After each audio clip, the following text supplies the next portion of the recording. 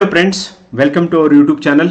ನೋಡಿ, ಕಳೆದ ಕೆಲವು ದಿನಗಳಿಂದ ನಾನು ಸುಪ್ರೀಂ ಕೋರ್ಟ್ನಲ್ಲಿ ಬಂದಂಥ ಐತಿಹಾಸಿಕ ತೀರ್ಪುಗಳನ್ನು ಕುರಿತು ಚರ್ಚೆ ಮಾಡ್ತಾ ಇದ್ದೆ.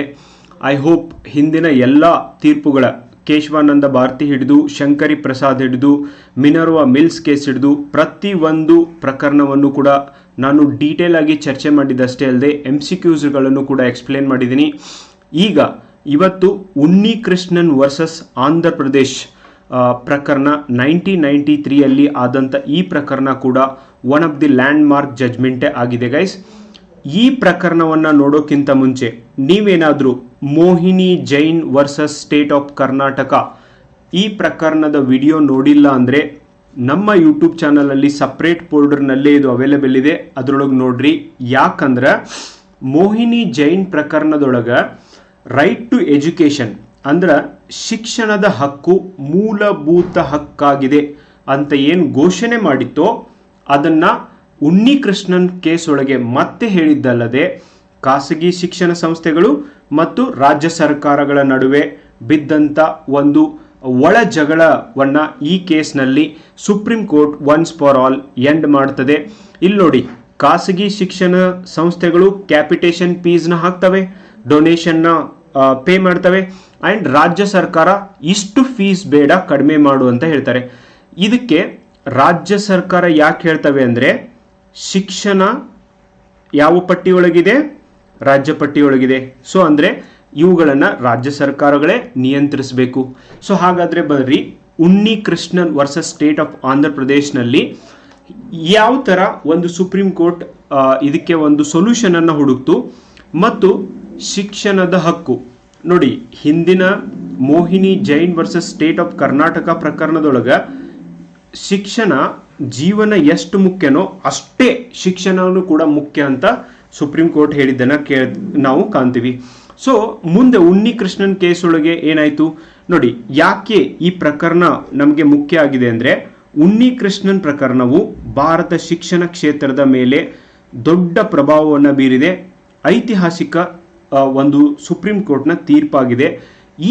ಈ ಒಂದು ತೀರ್ಪಿನಲ್ಲಿ ಶಿಕ್ಷಣದ ಹಕ್ಕು, ರೈಟ್ ಟು ಎಜುಕೇಷನ್, ಓಕೆ, ಶಿಕ್ಷಣದ ಹಕ್ಕು, ಖಾಸಗಿ ಶಿಕ್ಷಣ ಸಂಸ್ಥೆಗಳ ನಿಯಂತ್ರಣ, ಕ್ಯಾಪಿಟೇಷನ್ ಫೀ ಅಂದರೆ ಏನು, ಡೊನೇಷನ್, ಓಕೆ, ಮತ್ತು ಸರ್ಕಾರದ ಜವಾಬ್ದಾರಿ, ಎಷ್ಟರ ಮಟ್ಟಿಗೆ ಸರ್ಕಾರ ಜವಾಬ್ದಾರಿ ಇದೆ ಇದಕ್ಕೆ, ಎಷ್ಟರ ಮಟ್ಟಿಗೆ ಸರ್ಕಾರ ಇವುಗಳನ್ನು ನಿಯಂತ್ರಿಸಬಹುದು ಅಂದರೆ ಈಗ ನೋಡಿ, ಖಾಸಗಿ ಶಿಕ್ಷಣ ಸಂಸ್ಥೆಗಳು ಹೇಳ್ತವೆ 20,000 ರೂಪಾಯಿ ಡೊನೇಷನ್ ಕೊಡ್ರಿ ಅಂತ ಹೇಳ್ತವೆ. ರಾಜ್ಯ ಸರ್ಕಾರ ಹೇಳುತ್ತೆ ಅಷ್ಟು ತಗೋಬೇಡ್ರಿ, 10,000 ತಗೊಳ್ರಿ ಅಂತ. ಸೊ ಖಾಸಗಿ ಶಿಕ್ಷಣ ಸಂಸ್ಥೆಗಳು ಅವರ ಒಂದು ಮೂಲ ಸೌಕರ್ಯಗಳನ್ನು ಏನು ನೀಡ್ತಿರ್ತಾರೋ ಅವೆಲ್ಲದರ ಮೇಲೆ ಆಧಾರದ ಮೇಲೆ ಅವ್ರು ಕೇಳ್ತಿರ್ತಾರೆ. ಆದರೆ ರಾಜ್ಯ ಸರ್ಕಾರ ಹೇಳುತ್ತೆ ಶಿಕ್ಷಣ ಒಂದು ಬಿಸ್ನೆಸ್ ಅಲ್ಲ, ಇದನ್ನು ನೀವು ಚಾರಿಟಿಯಾಗಿ ಮಾಡಬೇಕು, ನೀವು ಕಂಪಲ್ಸರಿಯಾಗಿ ಚಾರಿಟಿಯಾಗಿಯೇ ಅದನ್ನು ರಿಜಿಸ್ಟರ್ ಮಾಡಿರಬೇಕು ಅಂತ ಕೂಡ ಕಾನೂನು ಮಾಡತ್ತತ್ತು. ಸೊ ಹಾಗೇನೆ ವಿವಿಧ ರಾಜ್ಯ ಸರ್ಕಾರಗಳು ಬೇರೆ ಬೇರೆ ಈ ಒಂದು ಕಾಯ್ದೆಗಳನ್ನ ಜಾರಿಗೆ ತರಕತ್ತು. ಈ ವಿಷಯಗಳನ್ನ ಸ್ಪಷ್ಟ ಮಾಡುವುದು, ಅದರೊಳಗೂ ಈ ಪ್ರಕರಣದೊಳಗೆ ಸ್ಪಷ್ಟ ಮಾಡಿರುವುದು ಒಂದು ಗಮನಾರ್ಹ. ಓಕೆ ನೋಡಿ, 1980-90 ವೇಳೆಯಲ್ಲಿ ಭಾರತೀಯ ಶಿಕ್ಷಣ ಕ್ಷೇತ್ರದಲ್ಲಿ ಆಲ್ಮೋಸ್ಟ್ ಶಿಕ್ಷಣ ಏನಾಗ್ಬಿಟ್ಟಿತ್ತು, ನ್ಯಾಷನಲೈಸೇಷನ್ ಆಗಿಬಿಟ್ಟಿತ್ತು. ಅಂದರೆ ಈ ಶಿಕ್ಷಣವನ್ನು ರಾಜ್ಯನೇ ನಿರ್ಧಾರ ಮಾಡುವುದು ಆಗಿ ಬಿಟ್ಟಿತ್ತು. ಅದಕ್ಕೇನೆ ಆರ್ಟಿಕಲ್ 21 ಅಡಿಯಲ್ಲಿ ಜೀವನ ಎಷ್ಟು ಇಂಪಾರ್ಟೆಂಟು ಅಷ್ಟೇ ಶಿಕ್ಷಣ ಇಂಪಾರ್ಟೆಂಟ್ ಅನ್ನೋದನ್ನು ಮಾಡಿದ್ದನ್ನು ಕಾಣ್ತೀವಿ. ಖಾಸಗಿ ವಿದ್ಯಾಸಂಸ್ಥೆಗಳು ಅಭಿವೃದ್ಧಿ ಹೊಂದಿದ್ದವು ಅಂದರೆ 1980 ಮತ್ತು 90 ಒಳಗೆ ಖಾಸಗಿ ಅನೇಕ ವಿದ್ಯಾಸಂಸ್ಥೆಗಳು ಇದ್ವು. ಇವತ್ತಂತೂ ಇಂಡಿಯಾದೊಳಗೆ educational institutes are definitely growing like anything. ಅನೇಕ ಖಾಸಗಿ ಕಾಲೇಜುಗಳು ಕ್ಯಾಪಿಟೇಷನ್ ಫೀ ಅತಿ ಜಾಸ್ತಿಯಾಗಿಟ್ಟಿದ್ದು, ಅಂದರೆ ಡೊನೇಷನನ್ನು ಜಾಸ್ತಿ ಅಷ್ಟೇ ಅಲ್ಲ, ಅನಿಯಮಿತವಾದಂಥ ಶುಲ್ಕವನ್ನು ಕೂಡ, ಈವನ್ ಟ್ಯೂಷನ್ ಫೀ ಆಗಿರ್ಬೋದು. ನೀವು ಕೆಲವೊಂದು ಹಾಸ್ಪಿಟ್ಲು, ಕೆಲವೊಂದು ಕಾಲೇಜು, ಸ್ಕೂಲ್ ಒಳಗೆ ಹೋದರೆ ಅಲ್ಲಿ ಕ್ಯಾಪಿಟೇಷನ್ ಫೀ, ಡೊನೇಷನ್ ಅಂತ ಯಾವ ರೇಂಜಿಗೆ ಸುಲಿಗೆ ಮಾಡ್ತಾರೆ ಅಂದರೆ it is not a cup of tea of poor people.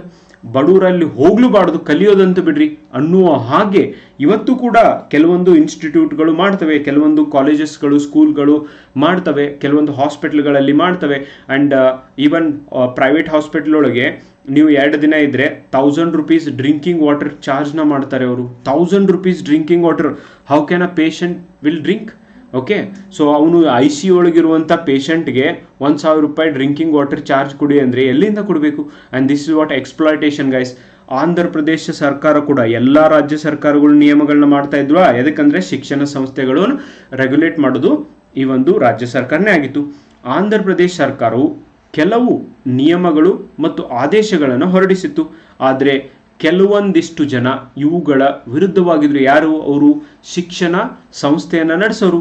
So ಉನ್ನಿ Krishnan ಕೇಸ್ನೊಳಗೆ ಈ ಸಂದರ್ಭದೊಳಗೆ ಇವರ ಮುಖ್ಯ ಭೂಮಿಕೆಯಲ್ಲಿ ಸುಪ್ರೀಂ ಕೋರ್ಟ್ ಮುಂದೆ ಸಾಮಾಜಿಕ ಪ್ರಶ್ನೆಯೊಂದನ್ನು ಎತ್ತುತ್ತಾರೆ. ವಿವಾಹದ ಅಂಶ ಅಂದರೆ ಕೋರ್ ಇಶ್ಯೂಸ್ ಏನು ಅಂದರೆ ಪ್ರಮುಖವಾಗಿ ಎದುರಾದಂಥ ಪ್ರಶ್ನೆ ಒಂದನೇದು, ಶಿಕ್ಷಣ ಒಂದು ಮೂಲಭೂತ ಹಕ್ಕವೇ? ನೋಡಿ, ಹಿಂದಿನ ಮೋಹಿನಿ ಜೈನ್ ಪ್ರಕರಣದೊಳಗೆ ಕೋರ್ಟ್ ಹೇಳಿತ್ತು, ಇನ್ನೊಂದು ಸಾರ್ತಿ ಈ ಪ್ರಶ್ನೆಯನ್ನು ಕೇಳಲಾಯಿತು, ಇದು ಮೂಲಭೂತ ಹಕ್ಕ ನಿಜವಾಗ್ಲೂ? ಹಾಗಾದರೆ ಖಾಸಗಿ ಅನ್ಏಡೆಡ್ ಶಿಕ್ಷಣ ಸಂಸ್ಥೆಗಳು ಕ್ಯಾಪಿಟೇಷನ್ ಫೀಸ್ ವಸೂಲಿ ಮಾಡಬಹುದೇ? ಅಂದರೆ ಈ ಡೊನೇಷನನ್ನು ವಸೂಲಿ ಮಾಡಬಹುದೇ? ಸರ್ಕಾರವು ಶಿಕ್ಷಣವನ್ನು ಎಷ್ಟರ ಮಟ್ಟಿಗೆ ನಿಯಂತ್ರಿಸಬಹುದು? ಇದು ಇಂಪಾರ್ಟೆಂಟ್ ಗೈಸ್. ಎಸ್, ನಿಯಂತ್ರಿಸಬಹುದು ಅಂತ ಹೇಳ್ತಿದ್ದೀರಿ. ಹಂಗಂತ ಸರ್ಕಾರನೇ ಶಾಲೆಗಳನ್ನ ಎಲ್ಲ ಶಾಲಾ ಕಾಲೇಜುಗಳನ್ನ ಪ್ರೊವೈಡ್ ಮಾಡೋಕ್ಕಾಗ್ತಾ ಇಲ್ಲ. ಇವತ್ತು ಕರ್ನಾಟಕದೊಳಗಾಗಲಿ ಯಾವುದೇ ರಾಜ್ಯದೊಳಗೆ ನೋಡ್ರಿ, ಸರ್ಕಾರಿ ಶಾಲೆಗೆ ಮಕ್ಕಳು ಹೋಗ್ತಾ ಇಲ್ಲ, ಬಿಕಾಸ್ ಅಲ್ಲಿ ಮೂಲ ಸೌಕರ್ಯಗಳಿಲ್ಲ. ಸೊ ಅವತ್ತು ಕೂಡ ಸಮಸ್ಯೆ ಇತ್ತು, ಇವತ್ತು ಕೂಡ ಸಮಸ್ಯೆ ಇದೆ. ಅಡ್ಮಿಷನ್ ನಾರ್ಮ್ಸ್, ಫೀಸ್ ರೆಗ್ಯುಲೇಷನ್, ಇದನ್ನು ಎಷ್ಟರ ಮಟ್ಟಿಗೆ ಸರ್ಕಾರ ನಿಯಂತ್ರಿಸಬಹುದು? ಇವತ್ತು ಕೂಡ ಅಂದರೆ ನಿಯಂತ್ರಿಸಬಹುದು ಅಂದರೆ ಶಾಲಾ ಕಾಲೇಜುಗಳಿಗಷ್ಟೇನೋ ಅಥವಾ ಪ್ರೊಫೆಷನಲ್ ಕೋರ್ಸ್ ಆದಂಥ ಇಂಜಿನಿಯರಿಂಗ್, ಮೆಡಿಕಲ್ ಕಾಲೇಜಸ್ಗಳಿಗೂ ಕೂಡ ಸರ್ಕಾರ ಇಷ್ಟೇ ಫೀಸ್ ತಗೋಬೇಕಂತ ನಿಯಂತ್ರಿಸಬೇಕು. ಫೀಸ್ ತಗೋಬಹುದು, ಇಷ್ಟು ಫೀಸ್ ತಗೋಬಹುದು ಅಂತ ನಿಯಂತ್ರಿಸಬಹುದು, ನೋ ಡೌಟ್ ಇನ್ ದಟ್. ಆದರೆ ಡೊನೇಷನ್ ಇಷ್ಟೇ ತಗೊಳ್ಳಿ ಅಂತ ನಿಯಂತ್ರಿಸೋದು ಕಷ್ಟ. ಸೊ ಯಾವಾಗ ಸರ್ಕಾರ ಡೊನೇಷನ್ ತಗೊಳ್ಳೋದನ್ನು ನಿಯಂತ್ರಿಸ್ಲಕ್ಕೆ ಹೋಯ್ತೋ ಎಲ್ಲ ಶಿಕ್ಷಣ ಸಂಸ್ಥೆಗಳು ಸರ್ಕಾರದ ವಿರುದ್ಧ ಮೂಗಿಬುದು. ಯಾಕಂದರೆ ಅವರು ಟ್ಯಾಕ್ಸ್ ಕಟ್ತಾರೆ, ಅದ್ರ ಜೊತೆಗೆ ಮೂಲಭೂತ ಸೌಕರ್ಯಗಳನ್ನು ಒದಗಿಸ್ತಾರೆ. ಕೆಲವೊಂದಿಷ್ಟು ಪೇರೆಂಟ್ಸ್ಗಳ ಡಿಮ್ಯಾಂಡ್ ಏನಾಗಿರುತ್ತೆ, ನಮ್ಮ ಮಕ್ಕಳು ಚೆನ್ನಾಗಿರುವಂಥ ಇನ್ಫ್ರಾಸ್ಟ್ರಕ್ಚರ್ ಇರುವಲ್ಲಿ ಓದಲಿ, ಅವರು ನಾವು ಹೆಂಗೆ ಕಷ್ಟಪಟ್ಟಿದ್ದೀವೋ ಹಂಗೆ ಪಡಬಾರ್ದು ಅಂತ ಇರುತ್ತೆ. ಇವತ್ತಿನ ಪೇರೆಂಟ್ಸ್ದಂತೂ ಆಲ್ಮೋಸ್ಟ್ ಎಲ್ಲರದು ಅದೇ ಥರದ ಪರಿಸ್ಥಿತಿ ಆದಾಗ ಕಾಲೇಜಸ್ನವರು ಏನು ಮಾಡ್ತಾರೆ, ಬೇಕಾದಂಥ ಫೆಸಿಲಿಟಿನ ಕೊಡ್ತಾರೆ. And that's why they keep charging how ever much money they want. Okay. So and ಈ ಒಂದು ಮೈನಾರಿಟಿ ಸಂಸ್ಥೆಗಳಿಗೆ ವಿಶೇಷ ಹಕ್ಕುಗಳಿದ್ದಾವೆ. ಪರ್ಟಿಕ್ಯುಲರ್ಲಿ ಈ ಒಂದು ಮೈನಾರಿಟಿ ಅಂತ ಏನಿದ್ದಾವೆ, ಸೊ ಅವರಿಗೆ ವಿಶೇಷ ಹಕ್ಕುಗಳಿದ್ದಾವೆ. ಆ್ಯಂಡ್ ಎಷ್ಟರ ಮಟ್ಟಿಗೆ ಈ ಒಂದು ಮೈನಾರಿಟಿ ಇನ್ಸ್ಟಿಟ್ಯೂಟ್ಗಳಿಗೆ ಇವು ಅನ್ವಯ ಆಗ್ತವೆ ಅನ್ನುವಂಥ ಪ್ರಶ್ನೆ ಕೂಡ ಇತ್ತು. ಆ್ಯಂಡ್ ಅದು ಆದಮೇಲೆ ಅರ್ಜಿದಾರರು ಮತ್ತು ಅವರ ವಾದಗಳು ಏನಾಗಿದ್ದು ಅಂದರೆ, ಅರ್ಜಿದಾರರು ಹೇಳಿದ್ದೇನೆಂದರೆ ಕ್ಯಾಪಿಟೇಷನ್ ಫೀ, ಡೊನೇಷನ್ ಮತ್ತು ಅನಿಯಮಿತ ಶುಲ್ಕದ ಪರಿಣಾಮವಾಗಿ ಬಡವರು, ಮಧ್ಯಮ ವರ್ಗದ ವಿದ್ಯಾರ್ಥಿಗಳು ಶಿಕ್ಷಣದ ಅವಕಾಶದಿಂದ ವಂಚಿತರಾಗುತ್ತಿದ್ದಾರೆ ಅಂತ ಕೂಡ ಹೇಳಿದರು. ಎಸ್, ಅಫ್ಕೋರ್ಸ್ ಫೀಸ್ ಡೊನೇಷನ್ ಜಾಸ್ತಿ ಆದಾಗ ಶಿಕ್ಷಣದಿಂದ ವಂಚಿತರಾಗ್ತಾರೆ. ಇದರ ಹಿಂದಿನ ಈ ಒಂದು ಮೋಹಿನಿ ಜೈನ್ ಕೇಸ್ ಒಳಗೂ ಕೂಡ ಹೇಳಿದ್ದು. ನೆಕ್ಸ್ಟ್, ಶಿಕ್ಷಣವನ್ನು ಕಮಾಡಿಟಿಗೆ ಬದಲಾಗಬಾರ್ದು, ಅಂದರೆ ಶಿಕ್ಷಣ ಒಂದು ವ್ಯಾಪಾರ ಆಗಬಾರ್ದು. ಆ್ಯಂಡ್ ಯಾರು ಶಿಕ್ಷಣ ಸಂಸ್ಥೆಗಳನ್ನು ನಡೆಸ್ತಾರೋ ಅವರು ಒಂದು ಸಾಮಾಜಿಕ ಕಾರಣವನ್ನು ಇಟ್ಕೊಂಡೇ ನಡೆಸಬೇಕು ಅಂತ ಕೂಡ ಹೇಳಿದರು. ಜನರಿಗೆ ಸಮಾನವಾಗಿ ಶಿಕ್ಷಣದ ಪ್ರವೇಶದ ಅವಕಾಶವನ್ನು ನೀಡಬೇಕು ಅಂತ ಹೇಳಿದರು. ಸರ್ಕಾರಕ್ಕೆ ಶಿಕ್ಷಣದ ಮೇಲಿನ ನೀತಿ ರೂಪಿಸುವ ಮತ್ತು ಖಾಸಗಿ ಸಂಸ್ಥೆಗಳ ಮೇಲೆ ನಿಯಂತ್ರಣ ಜಾರಿ ಮಾಡುವ ಅಧಿಕಾರ ಕೂಡ ಇದೆ ಅಂತ ಇವರು ಹೇಳಿದರು. ಓಕೆ, ಸರ್ಕಾರಕ್ಕೆ ನಿಯಂತ್ರಣ ಮಾಡುವ ಅಧಿಕಾರ ಇದೆ. ನಿಯಂತ್ರಣ ಮಾಡಲಿಲ್ಲ ಅಂದರೆ ಖಾಸಗಿ ಶಿಕ್ಷಣ ಸಂಸ್ಥೆಗಳು ತಮಗೆ ಮನಸ್ಸಿಗೆ ಬಂದಂಗೆ ಒಂದು ಫೀಸನ್ನು ಏನು ಮಾಡ್ತಾರೆ, ಚಾರ್ಜ್ ಮಾಡ್ತಾರೆ. ಅಷ್ಟೇ ಅಲ್ಲ, ಆರ್ಟಿಕಲ್ 21A ವಿಧಿಯ ಅಡಿಯಲ್ಲಿ ಈ ಒಂದು ಶಿಕ್ಷಣ ಉಚಿತ ಮತ್ತು ಕಡ್ಡಾಯ ಅಂತ ಐತ್ಲ, ಅದು ಓನ್ಲಿ ಶಾಲಾ ಶಿಕ್ಷಣಕ್ಕೆ ಮಾತ್ರ ಸೀಮಿತವಾಗಿದೆಯೋ ಅಥವಾ ಮುಂದಿನ ಒಂದು ಈ ಒಂದು ಡಿಗ್ರಿ, ಮಾಸ್ಟರ್ ಡಿಗ್ರಿಗೂ ಕೂಡ ಅಪ್ಲಿಕೇಬಲ್ ಆಗುತ್ತೆ. ಪರ್ಟಿಕ್ಯುಲರ್ಲಿ ಇಂಜಿನಿಯರಿಂಗ್ ಮತ್ತು ಮೆಡಿಕಲ್ ಕಾಲೇಜಸ್ಗೂ ಅಪ್ಲಿಕೇಬಲ್ ಆಗುತ್ತೆ ಅನ್ನುವಂಥ ಪ್ರಶ್ನೆ ಬಂತು. ಇನ್ ಕೇಸ್ ಉಚಿತ ಮತ್ತು ಕಡ್ಡಾಯ ಶಿಕ್ಷಣ ಮೆಡಿಕಲ್, ಇಂಜಿನಿಯರಿಂಗ್ ಕಾಲೇಜಸ್ ಎಲ್ಲದಕ್ಕೂ ಅಪ್ಲಿಕೇಬಲ್ ಅಂತೂ ಮಾಡೋಕ್ಕೆ ಬರೋದಿಲ್ಲ. ಹಂಗೆ ಮಾಡಿದರೆ ಕಾಲೇಜಸ್ಸು ಯಾರೂ ಓಪನ್ ಮಾಡೋಕ್ಕೆ ಹೋಗೋದಿಲ್ಲ. ಆ್ಯಂಡ್ ಈ ಥರ ನಾವು ಇಂಪ್ಲಿಮೆಂಟ್ ಮಾಡೋಕ್ಕೆ ಆಗೋದಿಲ್ಲ ಅಂತ ಸ್ಟೇಟ್ ಗೌರ್ಮೆಂಟ್ಸ್ಗಳು ಹೇಳಿದ್ದು ಆ್ಯಂಡ್ ಶಿಕ್ಷಣ ಸಂಸ್ಥೆಗಳು ಕೂಡ ಹೇಳಿದ್ದು. ಇಲ್ಲಿ ಪ್ರತಿವಾದಿಗಳ ವಾದ ಏನಾಗಿತ್ತು ಅಂದರೆ, ರೆಸ್ಪಾಂಡೆಂಟ್ ಕಂಟೆನ್ಷನ್ಸ್ ಏನಾಗಿತ್ತು ಅಂದರೆ, ಖಾಸಗಿ ಸಂಸ್ಥೆಗಳ ಪ್ರತ್ಯೇಕ ಸ್ವತ್ತು ಮತ್ತು ನಿರ್ವಹಣಾ ಸ್ವಾಯತ್ತತೆ. ನೋಡಿ, ಫೀಸ್ ತಗೋತಾರೆ, ಡೊನೇಷನ್ ತಗೋತಾರೆ ಅಂತ ಹೇಳ್ಬೋದು, ಬಟ್ ಫೀಸ್ ತಗೋತಾರೆ, ಡೊನೇಷನ್ ತಗೋತಾರೆ, ಇನ್ ಕೇಸ್ ಅಲ್ಲಿ ಅವರು ಆ ಥರ ಸರ್ವಿಸ್ಗಳನ್ನು ಕೊಡ್ತಾ ಇಲ್ಲ, ಆ ಥರ ಸೇವೆಗಳನ್ನು ಕೊಡ್ತಾ ಇಲ್ಲ, ಆ ಥರ ಮೂಲ ಸೌಕರ್ಯಗಳನ್ನು ಕೊಟ್ಟಿಲ್ಲ ಅಂದರೆ ಯಾರಾದರೂ ಅಲ್ಲಿ ಹೋಗ್ತಾರಾ? Okay, impossible guys. ಅವರಿಗೆ ಅಟೋನಮಿ ಇದೆ, ಯಾಕಂದರೆ ಅದು ಅವರ ಕನಸು. ಯಾವ ಥರ ಅವರ ಶಾಲೆ ಅಥವಾ ಅವರ ಕಾಲೇಜ್ ಇರಬೇಕು, ಯಾವ ಥರ ಮಕ್ಕಳು ಕಲಿಬೇಕು, ಯಾವ ಥರ ಕಲಿತ್ರೆ ಮಕ್ಕಳು ಉಪಯೋಗ ಆಗುತ್ತೆ ಅನ್ನೋದನ್ನು ಅವ್ರು ವಿಚಾರ ಮಾಡಿರ್ತಾರೆ, ಅವ್ರು ಇಂಪ್ಲಿಮೆಂಟ್ ಮಾಡಿರ್ತಾರೆ. ಅದನ್ನು ನಾವು ಹೆಂಗೆ ಡಿಸೈಡ್ ಮಾಡೋಕ್ಕಾಗುತ್ತೆ ಅನ್ನುವಂಥ ಒಂದು ಪ್ರಶ್ನೆ ಕೂಡ ಇಲ್ಲಿ ಉದ್ಭವ ಆಗ್ತದೆ. ಆ್ಯಂಡ್ ಕಾನೂನಾತ್ಮಕವಾಗಿ ಇದನ್ನು ನಿಯಂತ್ರಿಸಬಹುದು ಅಷ್ಟೇ. ಓಕೆ, ಸೊ ಕಡಿಮೆ ಮಾಡಿರಿ ಸ್ವಲ್ಪ ಅಂತ ಹೇಳ್ಬೋದು. ಮೈನಾರಿಟಿ ಇನ್ಸ್ಟಿಟ್ಯೂಷನ್ಸ್, ಓಕೆ, ಅಲ್ಪಸಂಖ್ಯಾತರ ಶಿಕ್ಷಣ ಸಂಸ್ಥೆಗಳು ಆರ್ಟಿಕಲ್ 30 ಮತ್ತು ಪ್ರೈವೇಟ್ ಅನ್ಏಡೆಡ್ ಇನ್ಸ್ಟಿಟ್ಯೂಷನ್ ಮೇಲೆ ಈ ಒಂದು ರಾಜ್ಯ ಸರ್ಕಾರ ಪ್ರವೇಶಿಸಬಹುದು. ರಾಜ್ಯ ಸರ್ಕಾರ ಹೇಳ್ಬೋದು, ಮಿತಿಗಳನ್ನು ಹಾಕ್ಬೋದು, ರಾಜ್ಯ ಸರ್ಕಾರ ರಿಕ್ವೆಸ್ಟ್ ಮಾಡ್ಬೋದು, ಆದರೆ ಅದಕ್ಕೆ ಒಂದು ಮಿತಿ ಇದೆ. Okay, they cannot go beyond that. ಹಂಗಂದ್ರೆ ಯಾರು ಶಿಕ್ಷಣ ಸಂಸ್ಥೆಗಳನ್ನ ಓಪನ್ ಮಾಡೋದಿಲ್ಲ. ಹಂಗಂದ್ರೆ ಇಷ್ಟು ಜನಸಂಖ್ಯೆ, ಕ್ವಾಲಿಟಿ ಎಜುಕೇಷನ್ ಇಲ್ಲ ಅಂದರೆ how this country sustains. Okay, supreme court ಏನು ಹೇಳ್ತು ಅಂದರೆ ಈ ಒಂದು ತೀರ್ಪಿನಲ್ಲಿ ಮುಖ್ಯ ನಿರ್ಣಯಗಳು ಏನೇನು ಹೊರಗೆ ಬಂದಿದ್ದು ಅಂದರೆ, ನಂಬರ್ 1, ಶಿಕ್ಷಣ ಆರ್ಟಿಕಲ್ 21 ಅಡಿಯಲ್ಲಿ ಬಂದಾಗ ಮಾಡಿದ ಅಗತ್ಯ ಸಮಾಲೋಚನೆಯಾಗಿದೆ. ಡೆಫಿನೆಟ್ಲಿ ಇದರ ಅವಶ್ಯಕತೆ ಇತ್ತು. ಸುಪ್ರೀಂ ಕೋರ್ಟ್ ಹೇಳ್ತು ಆರ್ಟಿಕಲ್ 21 ರೈಟ್ ಟು ಲೈಫ್ ಅಡಿಯಲ್ಲಿ ನಮೂದಿಸಬಹುದಾದ ಮೂಲಭೂತ ಹಕ್ಕಿನೊಂದಿಗೆ ಇದು ಸಂಬಂಧವನ್ನು ಹೊಂದಿದೆ. ಅಂದರೆ ಆರ್ಟಿಕಲ್ 21 ಜೀವಿಸುವ ಹಕ್ಕು ಎಷ್ಟು ಅವಶ್ಯಕನೋ ಶಿಕ್ಷಣನೂ ಕೂಡ ಅಷ್ಟೇ ಅವಶ್ಯಕತೆ ಇದೆ ಅಂತ ಹೇಳ್ತು. ಅಂದರೆ ಜೀವನಕ್ಕೆ ಒಂದು ಅವಶ್ಯಕ ಅಂಶ ಶಿಕ್ಷಣ ಅಂತ ಹೇಳ್ತು. ಓಕೆ, ಸೊ ಇದು ಕೋರ್ಟ್ ಇದನ್ನು ಒಪ್ಪಿಕೊಂಡಿತು. ಇನ್ನು ಶಾಸನಾತ್ಮಕ ಅಭಿಪ್ರಾಯ ಬಂದಾಗ ರಾಜ್ಯದ ಜವಾಬ್ದಾರಿ ಬಗ್ಗೆ ಕೂಡ ಹೇಳ್ತು. ರಾಜ್ಯವು ರಾಷ್ಟ್ರೀಯ ಮಟ್ಟದಲ್ಲಿ ಸಮಗ್ರ ನೀತಿಯಿಂದ, ಇವತ್ತು ನೋಡಿ, ಅವತ್ತು ಹೀಗೆ ಹೇಳಿದಕ್ಕೇ ನೂತನ ಶಿಕ್ಷಣ ನೀತಿ 2020, ಓಕೆ, ನ್ಯೂ ಎಜುಕೇಷನ್ ಪಾಲಿಸಿ 2020 ಜಾರಿಗೆ ತಂದಿದೆ. ಸೊ ಅಷ್ಟೇ ಅಲ್ಲ, ಈವನ್ ರಾಜ್ಯ ಸರ್ಕಾರಗಳು ಶಿಕ್ಷಣ ನೀತಿಯನ್ನು ಜಾರಿಗೆ ತರ್ಬೋದು. ಸೊ ನಮ್ಮ ಕರ್ನಾಟಕ ರಾಜ್ಯ ಸರ್ಕಾರ ನೂತನ ಶಿಕ್ಷಣ ನೀತಿ ಅನ್ನು ಜಾರಿಗೆ ತಂದಿದೆ. ಅದ್ರ ಜೊತೆಗೆ 2 ಲ್ಯಾಂಗ್ವೇಜ್ ಪಾಲಿಸಿನ ಇಂಪ್ಲಿಮೆಂಟ್ ಮಾಡ್ತಾ ಇದೆ. ಸೊ ಈ ಒಂದು ರಾಜ್ಯದ ಮಕ್ಕಳನ್ನು ಸೊ ಬೇರೆ ರಾಜ್ಯಗಳಲ್ಲಿ ಹೋಗಿ ಕೆಲಸ ಮಾಡದೆ ಇರುವ ಹಾಗೆ, ಇಲ್ಲೇ ಅನ್ಎಂಪ್ಲಾಯ್ ಆಗಿ ಉಳಿಯುವ ಹಾಗೆ ಒಂದು ನಿರ್ಧಾರವನ್ನು ತೆಗೆದುಕೊಳ್ತಾ ಇದೆ. ಆದರೆ ರಾಜ್ಯದೊಳಗೆ ಯಾರೂ ಕೇಳೋರಿಲ್ಲ. ಸಾರ್ವಜನಿಕ ಶಿಕ್ಷಣ ವ್ಯವಸ್ಥೆಗೆ ಒದಗಿಸುವ ಜವಾಬ್ದಾರಿಯನ್ನು ಇವು ಹೊಂದಿದ್ದೇವೆ ಅಂತ ಹೇಳಿದರು. ವಿಶೇಷವಾಗಿ ನಿರ್ದಿಷ್ಟ ವಯಸ್ಸಿನ ಮಕ್ಕಳಿಗೆ, ನೋಡ್ರಿ, ಶಾಲೆಗೆ ಮಾತ್ರ ಸೀಮಿತ ಇದು. ನೀವು ಇಂಜಿನಿಯರಿಂಗ್ ಕಾಲೇಜಿಗೆ, ಮೆಡಿಕಲ್ ಕಾಲೇಜಿಗೆ ಎಲ್ಲದಕ್ಕೂ ಅಪ್ಲೈ ಆಕೈತೆ ಆಗೋದಿಲ್ಲ.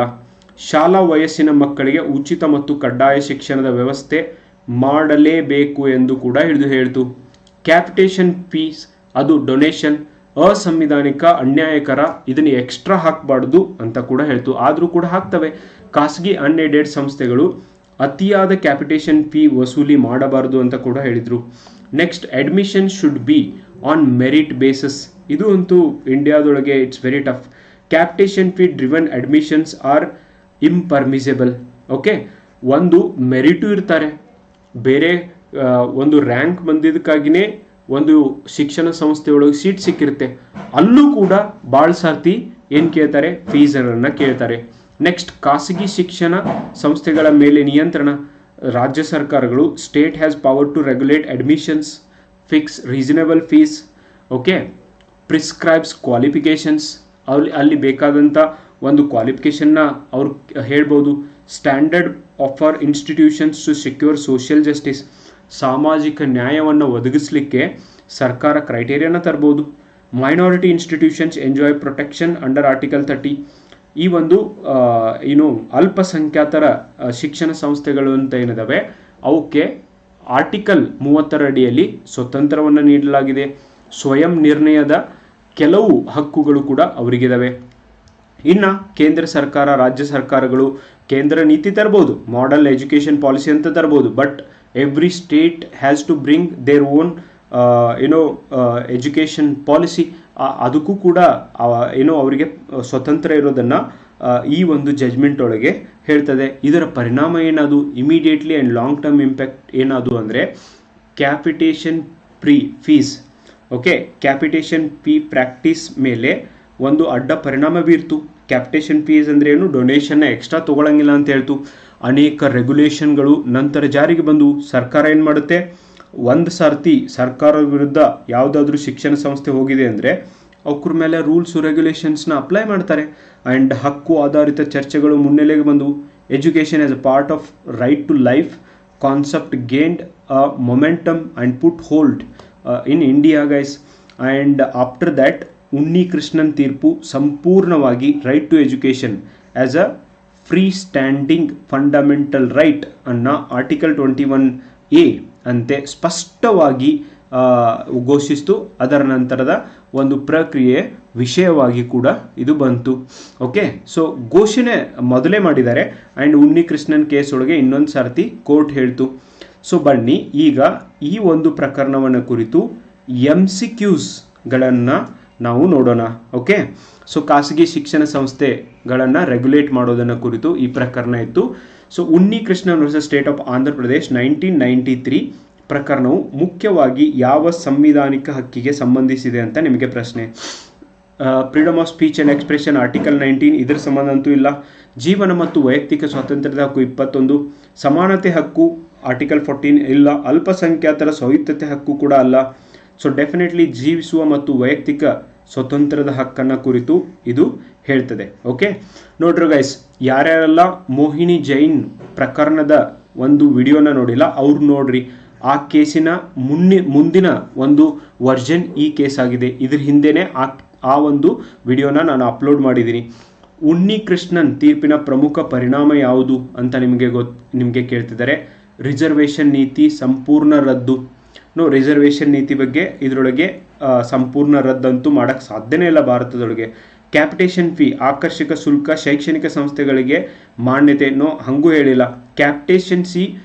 ಕ್ಯಾಪಿಟೇಷನ್ ಫೀಸ್ ವಸೂಲಿ ಮಾಡುವುದು ಅಸಂವಿಧಾನಿಕ ಎಂದು ಘೋಷಿಸಿತು. ಎಸ್, ಎಕ್ಸಾಬಿಡೆಂಟ್ ಅಂದರೆ ಅವಶ್ಯಕತೆಗಿಂತಲೂ ಹೆಚ್ಚಿಗೆ ವಸೂಲಿ ಮಾಡುವಂಥ ಟ್ಯೂಷನ್ ಫೀಸ್ ಆಗಿರ್ಬೋದು, ಕ್ಯಾಪಿಟೇಷನ್ ಡೊನೇಷನ್ ಆಗಿರ್ಬೋದು, ಇವೆಲ್ಲ ತಪ್ಪು ಅಂತ ಹೇಳ್ತು. ನೆಕ್ಸ್ಟ್, ಉನ್ನಿ ಕೃಷ್ಣನ್ ತೀರ್ಪಿನ ನಂತರ ಯಾವ ಸಂವಿಧಾನ ತಿದ್ದುಪಡಿ ಮೂಲಕ ರೈಟ್ ಟು ಎಜುಕೇಷನನ್ನು ಮೂಲಭೂತ ಹಕ್ಕಾಗಿ ಚಿಲ್ಡ್ರನ್ ಏಜ್ ಬಿಟ್ವೀನ್ 6 to 14 ಸ್ಪಷ್ಟವಾಗಿ ಸೇರಿಸಲಾಯಿತು ಅಂತ ನಿಮಗೆ ಪ್ರಶ್ನೆ ಇದೆ. 42nd ಕಾನ್ಸ್ಟಿಟ್ಯೂಷನಲ್ ಅಮೆಂಡ್ಮೆಂಟ್ ಆ್ಯಕ್ಟ್ 1976 ಇದನ್ನು ಮಿನಿ ಸಂವಿಧಾನ ಅಂತ ಕೂಡ ಕರೀತಾರೆ. ಇದು ಅಲ್ಲ. 86th constitutional amendment act, yes guys, 2002 ಇದರ ಮೂಲಕ ಮಾಡಲಾಯಿತು. ಆ್ಯಂಡ್ 2009 ಒಳಗೆ ಇದನ್ನು ಇಂಪ್ಲಿಮೆಂಟ್ ಕೂಡ ಮಾಡಲಾಯಿತು. Very very important. 93rd constitutional amendment act ಏನು ಹೇಳುತ್ತೆ ನೀವೇ ಹೇಳಿ ನನಗೆ ಕೆಳಗಡೆ. 101 ಕಾನ್ಸ್ಟಿಟ್ಯೂಷನ್ ಅಮೆಂಡ್ಮೆಂಟ್ ಆ್ಯಕ್ಟ್ ಕೂಡ ಎದ್ರ ಬಗ್ಗೆ ಇದೆ ಅಂತ ನೀವು ಇವೆರಡೂ ಕೂಡ ಹೇಳಬೇಕು. ಎರಡು ನಾನು ಹೇಳಿದ್ದೀನಿ. ಕಮೆಂಟ್ ಬಾಕ್ಸ್ ಒಳಗೆ ಕಮೆಂಟ್ ಮಾಡಿ ನನಗೆ ತಿಳಿಸಿ ಗೈಸ್. ಓಕೆ, ನೆಕ್ಸ್ಟ್, ಉನ್ನಿ ಕೃಷ್ಣನ್ ತೀರ್ಪಿನಲ್ಲಿ ಕೆಳಗಿನ ಯಾವ ಹೇಳಿಕೆಯನ್ನು ಸುಪ್ರೀಂ ಕೋರ್ಟ್ ಸ್ಪಷ್ಟವಾಗಿ ಒಪ್ಪಿದೆ ಅಂತ ನಿಮಗೆ ಪ್ರಶ್ನೆ ಇದೆ. ಶಿಕ್ಷಣವು ವ್ಯಾಪಾರ ಕಮರ್ಷಿಯಲ್ ಆಕ್ಟಿವಿಟಿ ಆಗಿರಬಹುದು ಅಂತ ಹೇಳಿಲ್ಲದು. ಓಕೆ, ಆಗಬಾರ್ದು ಅಂತ ಹೇಳಿದ್ದಾರೆ. ನೆಕ್ಸ್ಟ್, ಖಾಸಗಿ ಸಂಸ್ಥೆಗಳು ಯಾವುದೇ ಶುಲ್ಕ ವಿಧಿಸಬಹುದು, ಇಲ್ಲ, ಎಷ್ಟು ಬೇಕಾದಷ್ಟು ವಿಧಿಸಂಗಿಲ್ಲ. ರಾಜ್ಯವು ಸ್ಟೇಟ್ ಖಾಸಗಿ ಶಿಕ್ಷಣ ಸಂಸ್ಥೆಗಳನ್ನು ಯುಕ್ತ ರೀತಿಯಲ್ಲಿ ನಿಯಂತ್ರಿಸಬಹುದು. ಎಸ್, ಶಿಕ್ಷಣ ಸಂಸ್ಥೆಗಳನ್ನು ರಾಜ್ಯವೇ ನಿಯಂತ್ರಿಸಬೇಕು, ಮತ್ತೆ ಯಾರು ಮಾಡ್ತಾರೆ. ಪ್ರವೇಶ ಪ್ರಕ್ರಿಯೆ ಸಂಪೂರ್ಣವಾಗಿ ಖಾಸಗಿ ಸಂಸ್ಥೆಗಳ ಸ್ವಾಯತ್ತತೆ. ಓಕೆ, ಅದನ್ನು ಸರ್ಕಾರನೂ ಕೂಡ ಡಿಸೈಡ್ ಮಾಡಬೇಕು ಅಂತ ಹೇಳ್ತು. C is the right answer guys. And next, ಉನ್ನಿ ಕೃಷ್ಣನ್ ತೀರ್ಪು ನಂತರ ಜಾರಿಗೊಂಡ ರೈಟ್ ಟು ಎಜುಕೇಷನ್ ಆ್ಯಕ್ಟ್ 2009 ಅಲ್ಲಿ ಯಾವ ಮಹತ್ವದ ವಿಷಯವನ್ನು ಸೇರಿಸಲಾಯಿತು. ಎಲ್ಲ ಖಾಸಗಿ ಶಾಲೆಗಳ ರಾಷ್ಟ್ರೀಕರಣ ಇಲ್ಲ. ಓಕೆ, ಎಲ್ಲ ರಾಷ್ಟ್ರೀಕರಣ ಆಗಲಿಲ್ಲ. ಖಾಸಗಿ ಶಾಲೆಗಳಲ್ಲಿ 25% ಸೀಟುಗಳನ್ನ ಆರ್ಥಿಕವಾಗಿ ದುರ್ಬಲ ವರ್ಗಕ್ಕೆ ಮೀಸಲು. ಎಸ್, ಖಾಸಗಿ ಶಾಲಾ ಶಿಕ್ಷಣವನ್ನು ಸಂಪೂರ್ಣವಾಗಿ ಸರ್ಕಾರ ನಿಗದಿಪಡಿಸುವುದು ಸಂಪೂರ್ಣವಾಗಿ ಇಲ್ಲ. ಎಲ್ಲ ಶಾಲೆಗಳಿಗೆ 100% ಸರ್ಕಾರದ ಪಠ್ಯಕ್ರಮ ಕೂಡ ಇಲ್ಲ. Okay, so it's very very important guys. ಈ ಒಂದು ಖಾಸಗಿ ಶಾಲೆಗಳಲ್ಲಿ 25% ಸೀಟ್ಗಳನ್ನು ಆರ್ಥಿಕವಾಗಿ ದುರ್ಬಲವಾದಂಥ ಬಡವರಿಗೆ ನೀಡಬೇಕು ಅನ್ನುವಂಥ ತೀರ್ಪು ಈ ಒಂದು ಪ್ರಕರಣದಲ್ಲಿ ಬಂದಿದ್ದನ್ನು ಕಾಣ್ತೀವಿ, ಈ ಒಂದು ಕಾಯ್ದೆಯಲ್ಲಿ ಹೇಳಿದ್ದನ್ನು ಕಾಣ್ತೀವಿ. ನೆಕ್ಸ್ಟ್, ಯಾರ್ಯಾರೆಲ್ಲ PSI, ESI, FDA, SDA competitive ಎಕ್ಸಾಮ್ಸ್ಗೆ ಓದ್ತಿದ್ರಿ, ಶಿಕ್ಷಣ ನಗರಿ ಸಪ್ತಾಪುರ್ನಲ್ಲಿ ಡಿಸೆಂಬರ್ನಲ್ಲಿ 2025 ಕನ್ನಂಬಾಡಿ ಸಂಸ್ಥೆಯ ಬ್ರಾಂಚ್ ಓಪನ್ ಆಗ್ತಾ ಇದೆ. and interested candidates can take admission guys. PSI paper 1 paper 2 ESI police constable ನಿಮಗೆ ಎಲ್ಲ ಕಾಂಪಿಟೇಟಿವ್ ಎಕ್ಸಾಮ್ಸ್ಗೂ ಕೂಡ ಕೋರ್ಸ್ಗಳನ್ನು ಪ್ರಾರಂಭ ಮಾಡುತ್ತೆ. ನಮ್ಮ ಪುಸ್ತಕಗಳನ್ನು ನೀವು ತೆಗೆದುಕೊಳ್ಬೋದು ಆ್ಯಂಡ್ ನಮ್ಮ ಸಂಸ್ಥೆಗೂ ಕೂಡ ವಿಸಿಟ್ ಮಾಡ್ಬೋದು ಗೈಸ್. ಆ್ಯಂಡ್ ಈ ಒಂದು ಪುಸ್ತಕಗಳು ಪರ್ಟಿಕ್ಯುಲರ್ಲಿ ಪ್ರಬಂಧ, ಕನ್ನಡ ಆ್ಯಂಡ್ ಇಂಗ್ಲೀಷ್ ಭಾಷಾಂತರ and even PSI question paper ಆಗಿರ್ಬೋದು, PC ಕ್ವಶನ್ ಪೇಪರ್ ಆಗಿರ್ಬೋದು, ಮುಂಬರುವಂಥ ಎಲ್ಲ ಪ್ರಾಜೆಕ್ಟ್ಗಳು ನಿಮ್ಮ ಎಕ್ಸಾಮ್ ಪ್ರಿಪ್ರೇಷನನ್ನು ನಿಮಗೆ ಮತ್ತಷ್ಟು ಸರಳವಾಗಿಸಲಿಕ್ಕೆ ಮತ್ತು ಇವಾಗಿನ ಟ್ರೆಂಡ್ ಪ್ರಕಾರ ಇವುಗಳನ್ನು ರೆಡಿ ಮಾಡಲಾಗಿದೆ. ಪುಸ್ತಕಗಳು ಯಾರಿಗೆ ಬೇಕು ನೀವು ನನ್ನ ನಂಬರ್ಗೆ ಕಾಂಟ್ಯಾಕ್ಟ್ ಮಾಡ್ಬೋದು. 7892086178. This is my phone number guys. And ಇದಕ್ಕೆ ಕಾಂಟ್ಯಾಕ್ಟ್ ಮಾಡಿ ನೀವು ಪುಸ್ತಕವನ್ನು ಬುಕ್ ಮಾಡಬಹುದು. ಆ್ಯಂಡ್ ನಿಮಗೆ ಪ್ರಾಕ್ಟಿಕಲ್ ಆಗಿರುವಂಥ ಪುಸ್ತಕಗಳು ಸಿಗ್ತವೆ ಆ್ಯಂಡ್ ನಿಮ್ಮ ಸ್ಕೋರ್ ಬೂಸ್ಟ್ ಮಾಡಲಿಕ್ಕೆ ಇವು ನಿಮಗೆ ಹೆಲ್ಪ್ ಆಗ್ತವೆ. ಆ್ಯಂಡ್ ಮುಂದಿನ ಒಂದು ಸುಪ್ರೀಂ ಕೋರ್ಟ್ನ ಲ್ಯಾಂಡ್ಮಾರ್ಕ್ ಜಡ್ಜ್ಮೆಂಟ್ ಮೂಲಕ ಮತ್ತೆ ಭೇಟಿಯಾಗೋಣ. ಆ್ಯಂಡ್ ನಿಮಗೆ ಈ ವಿಡಿಯೋ ಇಷ್ಟ ಆದಲ್ಲಿ ಲೈಕ್ ಮಾಡಿ, ಶೇರ್ ಮಾಡೋದನ್ನು ಮರಿಬೇಡಿ. ಈವನ್ ಕಮೆಂಟ್ ಕೂಡ ಹಾಕಿ guys, because it's so much of hard work ಮಾಡಿ ಇದನ್ನೆಲ್ಲ ಮಾಡಿರುತ್ತೆ. ಆ್ಯಂಡ್ ನಿಮ್ಮ ಕಮೆಂಟ್, ನಿಮ್ಮ ಒಂದು ಲೈಕ್ನೇ ನಮಗೆ ಮೋಟಿವೇಶನ್ ಮಾಡುತ್ತೆ. ಇಂಥವು ನೂರಾರು ಉಪಯೋಗ ಆಗುವಂಥ, ಕಾಂಪಿಟೇಟಿವ್ ಎಕ್ಸಾಮಲ್ಲಿ ಕೇಳುವಂಥ, ನಿಮ್ಮ ಜೀವನಕ್ಕೆ ಉಪಯೋಗ ಆಗುವಂಥ ಸುಪ್ರೀಂ ಕೋರ್ಟ್ನ ಕೇಸ್ ಆಗಿರ್ಬೋದು, ಕರೆಂಟ್ ಅಫೇರ್ಸ್ ಇಶ್ಯೂಸ್ ಆಗಿರ್ಬೋದು, ಆ್ಯಂಡ್ ಈವನ್ ಬೇರೆ ಸಬ್ಜೆಕ್ಟ್ಗಳನ್ನು ಕೂಡ ನಮಗೆ ಡಿಸ್ಕಷನ್ ಮಾಡಲಿಕ್ಕೆ ಇದು ಒಂದು ಮೋಟಿವೇಶನ್ ಆಗುತ್ತೆ. ಆ್ಯಂಡ್ ಐ ಹೋಪ್ ನೀವು ನಿಮ್ಮ ಫ್ರೆಂಡ್ಸ್ ಜೊತೆಗೆ ಶೇರ್ ಮಾಡ್ತೀರಾ ಅಂತ. Thank you so much for watching the video. Bye, take care.